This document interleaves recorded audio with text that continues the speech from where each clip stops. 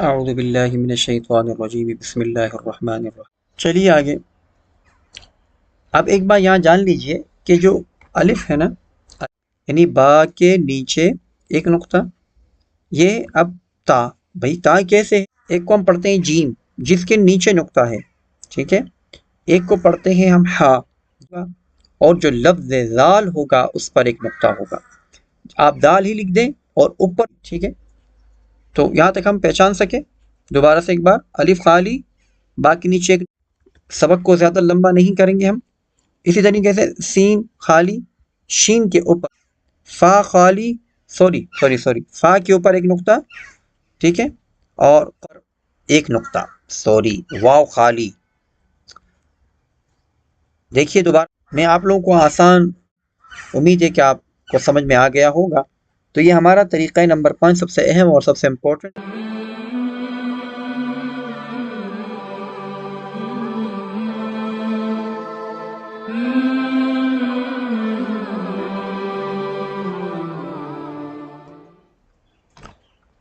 اعوذ باللہ من الشیطان الرجیم بسم اللہ الرحمن الرحیم۔ السلام علیکم ورحمۃ اللہ وبرکاتہ۔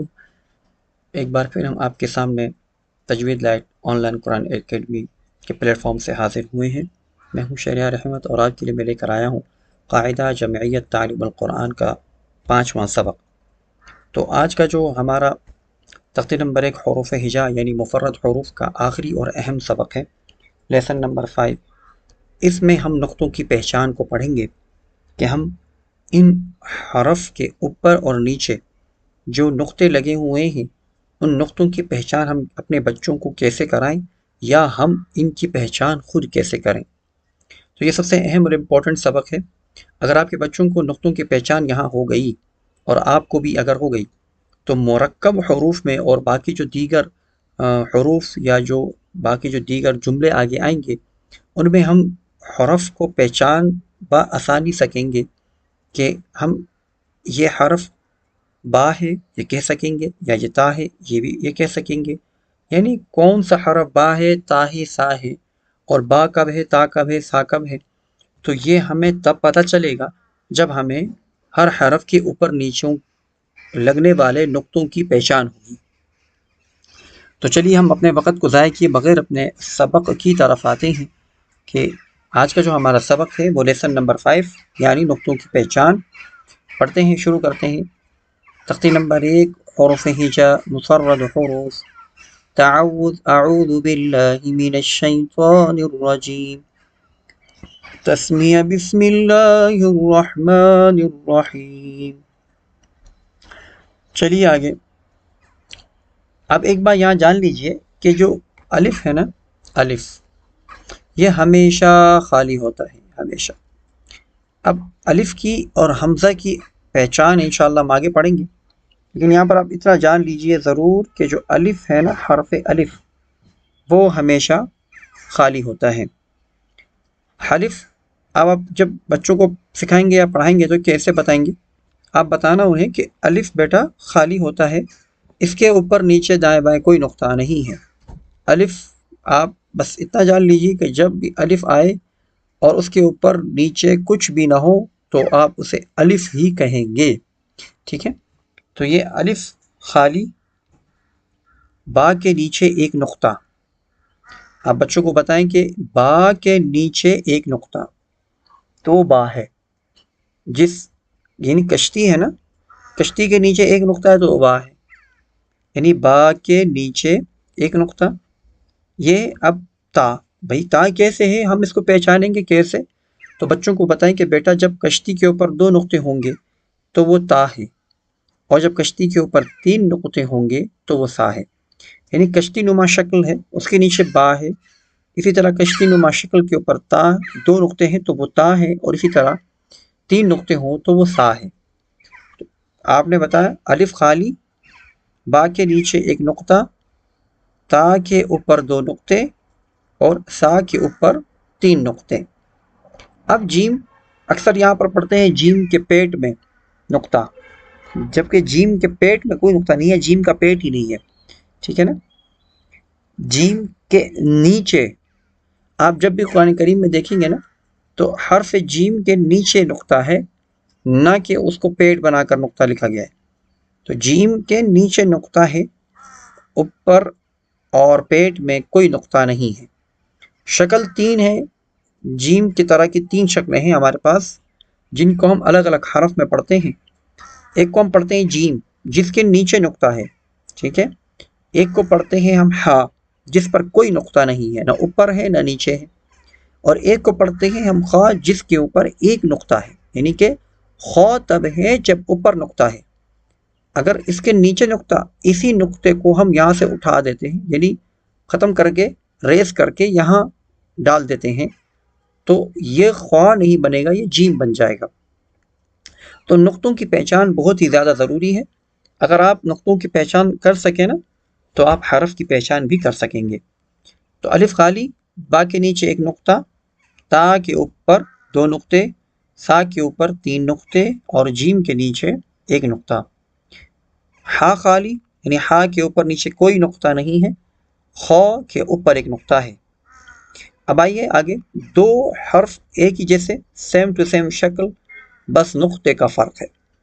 دال خالی ہے، ٹھیک ہے، جو لفظ دال ہوگا وہ خالی ہوگا، اور جو لفظ ذال ہوگا اس پر ایک نقطہ ہوگا۔ آپ دال ہی لکھ دیں اور اوپر ایک نقطہ ڈال دیں چھوٹا سا، اب آپ یہ نقطے کو چھپا دیں تو یہ نقطہ نہیں، اب یہ دال بن گیا، ٹھیک ہے، نقطہ ہے ہی نہیں۔ اب نقطہ ظاہر ہوا تو یہ دال سے بنا ذال، ٹھیک ہے۔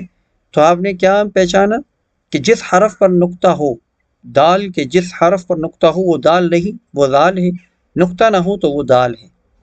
اور اسی طرح را کی بھی 2 شیپ، یعنی را کی طرح کی 2 شیپ ہیں ہمارے پاس۔ ایک را خود کی، جس پر کوئی نقطہ نہیں ہے، یعنی وہ را ہمیشہ خالی ہے، اور ایک اور را کی طرح ہے جس پر ایک نقطہ ڈال دیا گیا، اسے ہم زا پڑھتے ہیں، اور اسے ہم ذال پڑھتے ہیں، ذال اور زا۔ انشاءاللہ تعالی ہم آگے آنے والے اسباق میں اس بات کو جانیں گے کہ ملے جلے آواز اور ملے جلے جو الفاظ ہیں ان کی آواز ہم کیسے نکالیں۔ تو یہ وہ بھی سب سے اہم ہے، یعنی قاعدے کا ہر سبق بہت اہم ہے ہمارے لیے، ٹھیک ہے۔ تو یہاں تک ہم پہچان سکے، دوبارہ سے ایک بار، الف خالی، با کے نیچے ایک نقطہ، تا کے اوپر 2 نقطے، سا کے اوپر 3 نقطے، جیم کے نیچے ایک نقطہ، ہا خالی، خا کے اوپر ایک نقطہ، دال خالی، ذال کے اوپر ایک نقطہ، اور را خالی، زا کے اوپر ایک نقطہ۔ سبق کو زیادہ لمبا نہیں کریں گے ہم۔ اسی طریقے سے سین خالی، شین کے اوپر 3 نقطے۔ اب آپ سمجھ میں آ گیا ہوگا، جب نقطے آ گئے شین بنا، اور نقطے بھی شین پر 3 ہیں، ٹھیک ہے۔ اور صاد خالی، جبکہ ضاد کے اوپر ایک نقطہ، یہ بچوں کو زبانی یاد کرا دیں۔ سین خالی، شین کے اوپر 3 نقطے، صاد خالی، ضاد کے اوپر ایک نقطہ۔ طا خالی، طا پر کوئی نقطہ نہیں ہے، ضا کے اوپر ایک نقطہ، تو طا خالی ہے، ضا پر ایک نقطہ ہے اوپر۔ اسی طرح عین خالی، عین پر کوئی نقطہ نہیں، اور غین کے اوپر ایک نقطہ ہے، تو عین خالی، غین کے اوپر ایک نقطہ۔ اسی طریقے سے فا خالی، سوری فا کے اوپر ایک نقطہ، ٹھیک ہے، اور قاف کے اوپر 2 نقطے، فا کے اوپر ایک نقطہ، ٹھیک، اور قاف کے اوپر 2 نقطے۔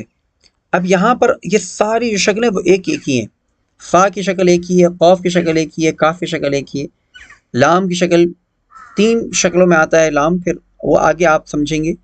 اور اس طرح میم، اب فا پر ایک نقطہ، قاف پر 2 نقطے، کاف خالی، لام خالی، میم خالی، کوئی نقطہ نہیں، ٹھیک، کاف لام میم، کوئی نقطہ نہیں۔